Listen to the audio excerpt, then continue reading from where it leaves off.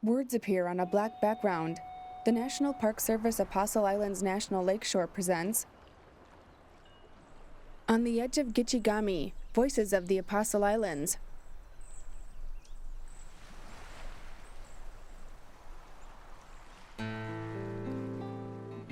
In an aerial view, densely forested islands sprawl across Lake Superior's calm blue waters.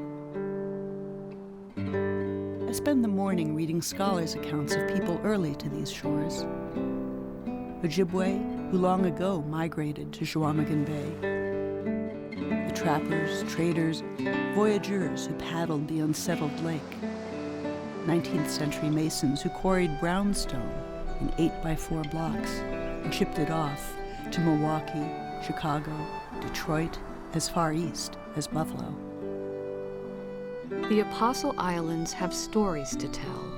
On the edges where water meets land, field meets forest, past meets future, stories are revealed.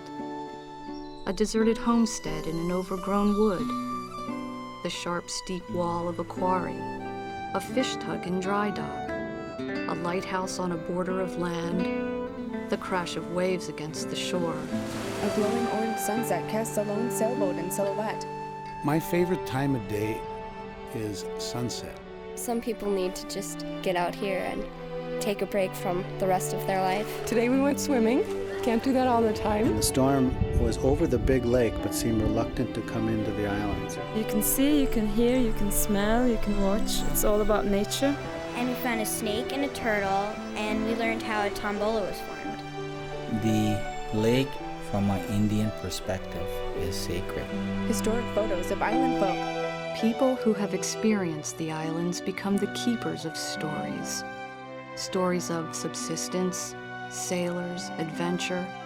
Stories of diverse cultures that met like ice floes on the lake, sometimes grinding, overriding, sometimes freezing together into a smooth, unbroken union. Sunlight glitters on snow.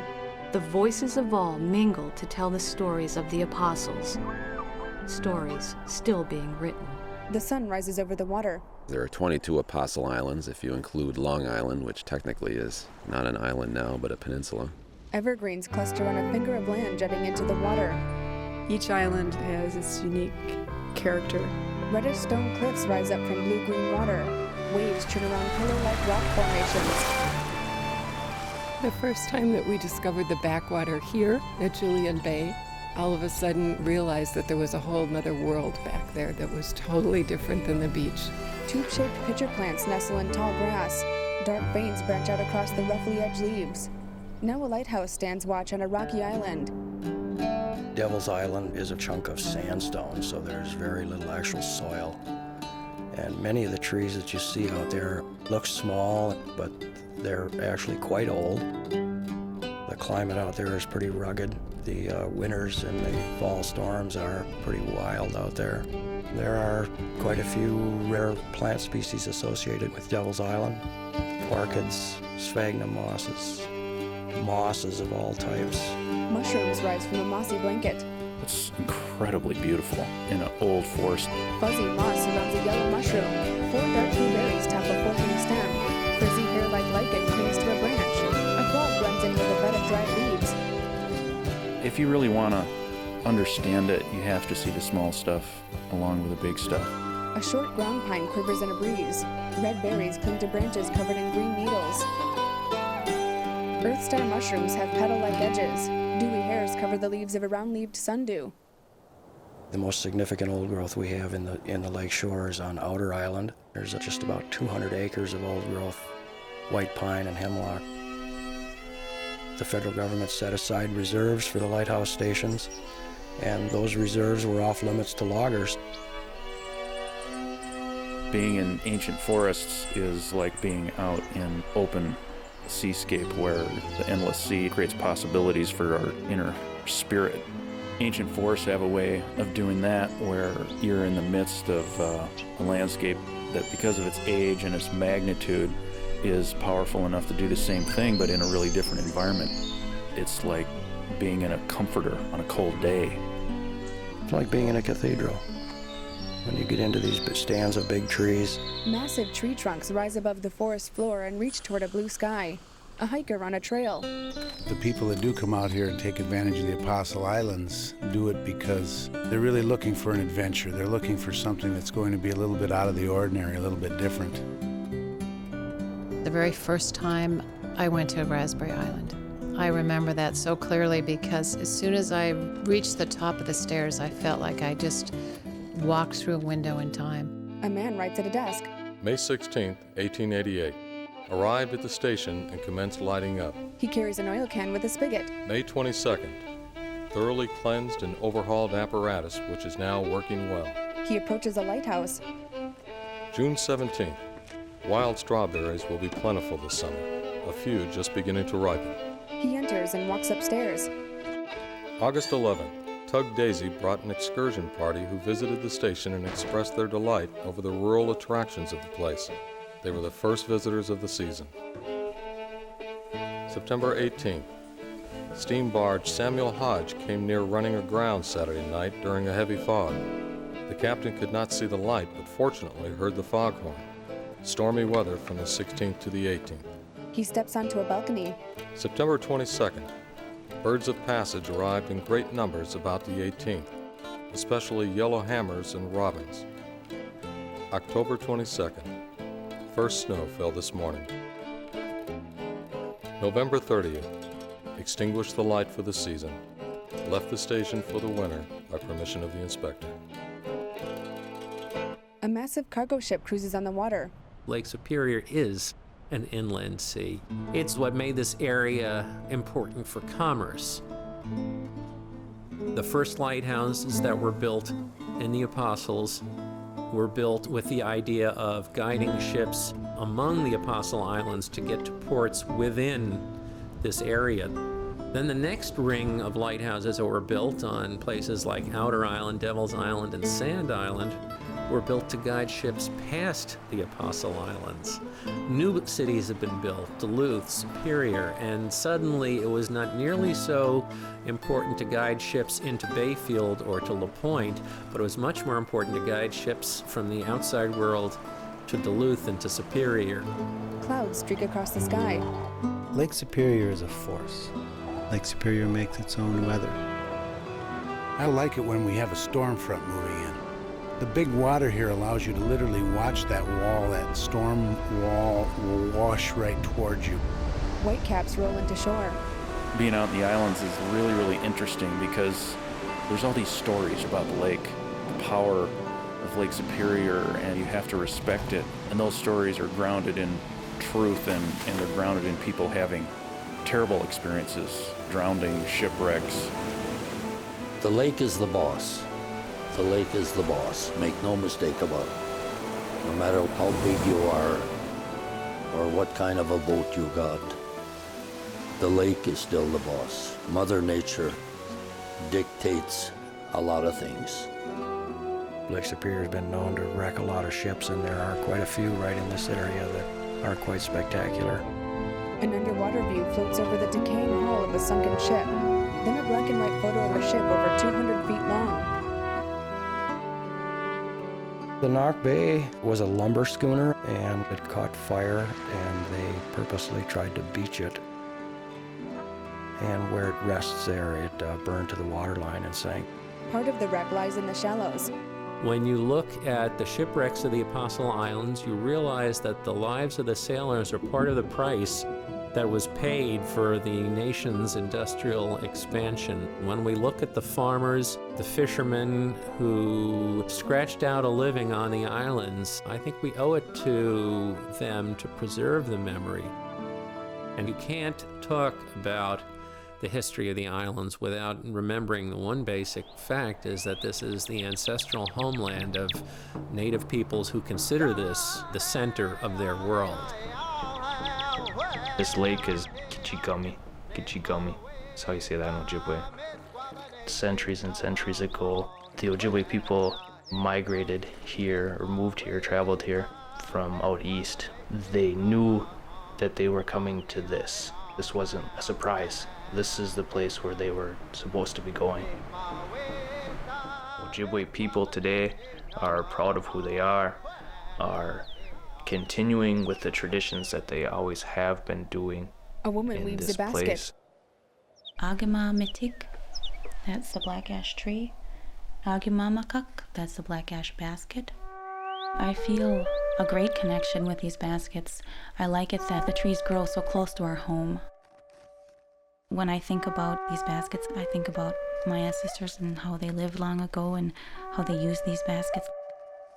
I really enjoy doing this, and it is something that I'm able to pass on to the people over at Bad River and other communities.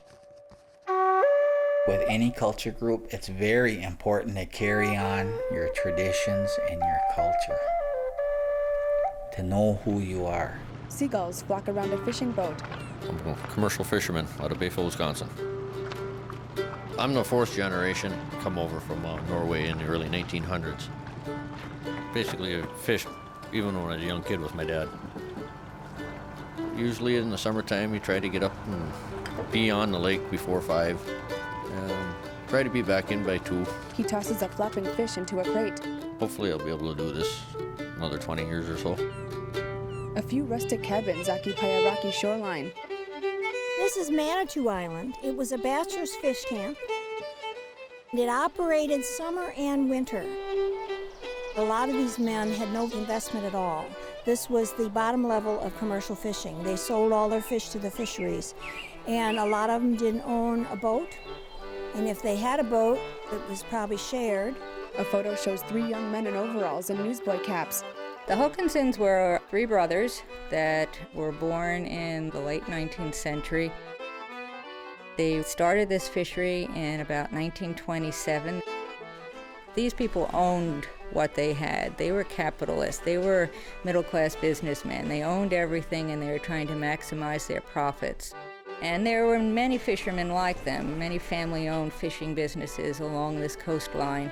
Vegetation surrounds rusty pieces of equipment. The things we see on the islands today are human footprints in the history of the islands. They may seem to some people like junk, but what they are really are mementos of island life. They are the tracks of time across these islands. Overgrown tracks cut through the woods. You know, it's something over 100 years now since my father came here, along with many other foreigners. And some of them went into the lumber camps. In a little bit less than 2 generations, all those trees were gone. A mountain of stacked lumber towers over a worker. I'm kind of fascinated by these people that would actually come out onto these islands and try to farm and eke out a living out here. It must have been quite a challenge back in the early days. Kids watch as 2 men pull a fishing net from a hole in the ice. Lily pads float on a pond, and delicate purple flowers sway on leafy stems. We love to come here because of the unspoiled natural beauty. Smooth, bean-like pods hang between broad leaves. The beach is gorgeous. The wildlife around it is fantastic. A black bear roams through the woods. An otter dips underwater. We've got probably the most diverse collection of sandspits in the entire Great Lakes region. They're in some of the most pristine condition. Wispy green grass grows in a bed of fine sand. A brown and white bird pecks at a wet shoreline. An eagle soars toward an island. It's a really important area for migratory birds, especially Outer Island sandspit and Long Island. A long sandy peninsula extends out into the water. Gull Island is our largest colonial bird colony, and what's real striking there is you've got a 3-acre island that has 1,000 colonial bird nests. Birds float on the water's surface. A kayaker pedals through gentle waves. For me, it's a little bit more about the water than it is about the islands. It's just that the islands create safe havens, and you can't paddle all the time. You gotta stop somewhere. And then it just sort of turns out that the islands are spectacular, so it's been a great relationship. Kayaking here, you've got the islands, so you've got a constant variety, and all the islands are different. And the water is crystal clear. There's something for everybody here. A yacht motors past a sailboat. This is a sailor's paradise. A cormorant swims near a sailboat, dipping its head in and out of the water. Our family passion is sailing, and so we charter a sailboat try to check out different parts of the islands each time we're up here. People ride an inflatable raft. I suppose as a favorite, it's going through the caves on Devil's Island. Those caves have been eroded over hundreds of thousands of years. When the wind is right and everything, you can get out there and take a dinghy and go through the caves. I've traveled all over the world. This is one of the most beautiful spots in the world here. Time almost stands still in the Apostle Islands. It definitely slows down. You start to feel like you're living, and a day lasts a while instead of just wake up and go to bed. In an old photo, people gather near the water. This area has been attractive to tourists for quite a long time. It has been well known as a destination for people to come and to participate in outdoor activities and to experience the beauty and the natural wonders of the area. We can go back to the middle of the 19th century and read accounts of people who came to the Apostle Islands to vacation, to fish, to hunt. A woman swings a mallet. We certainly have records of people playing things like croquet out on the lighthouse lawns. That tradition continues today. Frothy water churns around rock formations. Orange monarch butterflies flutter over purple blooms. We've come at different seasons, and it's always beautiful. It's always interesting. Reddish-orange leaves hang over a sandy beach. Then snow clings to an evergreen branch. Walls of ice and snow flank the entrances to rocky caves. There's the mainland caves in the winter when the ice forms up enough to get out there. And get out there at sunset because it faces west, and you have these long daggers of ice coming down from the top of the caves, and you can slide back into them. It's like being in the heart of the winter. Soft sunlight glows on a sheet of bumpy ice. Being up here in the wintertime is totally different. It has a beauty all its own. It's almost like looking over a desert, but it's a desert of snow. It's just so still you can actually hear the silence. A full moon rises in a black sky.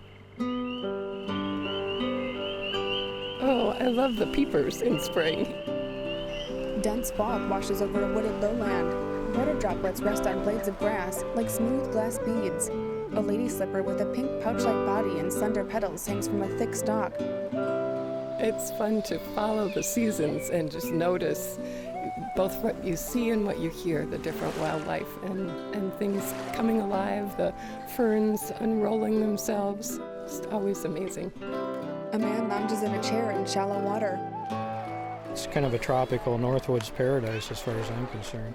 People ride in an excursion boat. Summer is a spectacular time because you have access to the lake. You get to visit all of the different islands and lighthouses.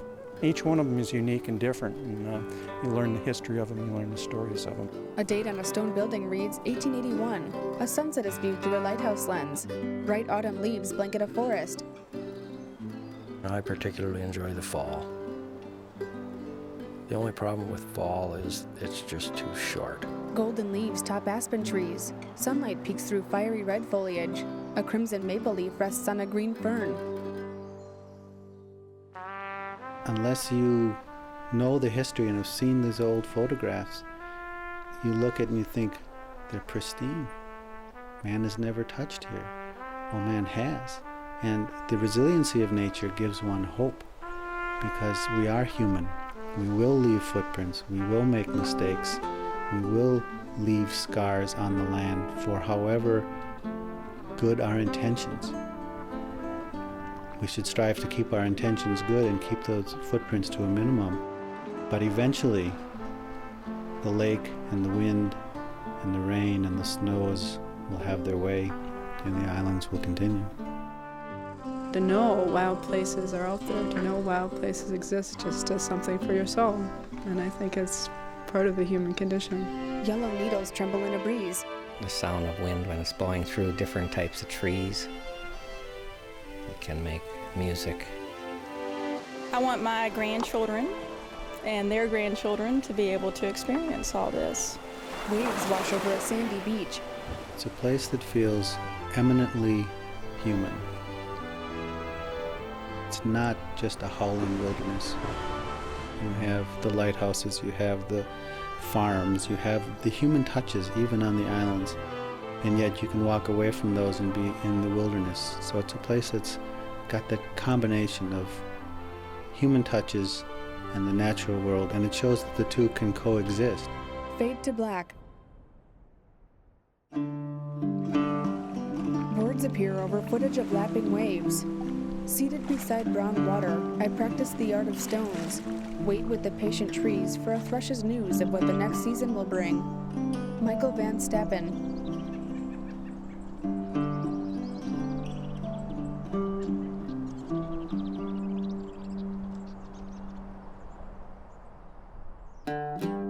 Credits roll. Producer, director, and editor Ann Tubiolo. Cinematographer Steve Ruth. Associate producer Michelle Hartley. Music composed and performed by Bobby Horton. Writer Susan McGrath. Narrator Tess Monroe. Opening poem, Apostle Island History. Excerpt from Sand Island Succession. Written and read by Judith Strasser. Ending poem, Autumn Ritual. Excerpt from Whatever Comes Next. Poems of the Apostles. Production assistant Valerie Coffey. Executive producer Myra Deck. Special thanks to the following for lending their voices: Craig Charles, April Stone Dahl, Rob Gosselin, Grant Herman, Neil Haug, Karen Larson, Julie Van Stappen, Audrey Wood, and more. Commercial fisherman Marty Erickson. Historic reenactors Hope McLeod, Jasmine Bowers, and Joe Darling. Recording services Marv Nahn, Wisconsin Public Radio. Post-production, Henninger Media Services, Arlington, Virginia. Online editor, Larry Duke. Interview transcriptions, Shirley Wilt. With appreciation and thanks, Myra Deck, Neil Haupt, Susan McGrath, Bobby Horton, Bob McGrath, Betsy Bartelt, Jeff Smith, Rob Gosselin, and more.